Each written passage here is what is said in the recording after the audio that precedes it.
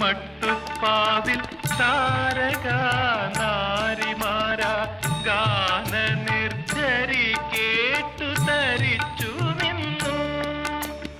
മാനത്തെ മട്ടുപ്പാവിൽ താരക നാരിമാര ഗാന നിർജരി കേട്ടു തരിച്ചു നിന്നു. നീലമാമരങ്ങളിൽ ചാരി നിന്നിളം തെന്നൽ താളമടിക്കാൻ പോലും മറന്നുപോയി. ഇന്നലെ നീ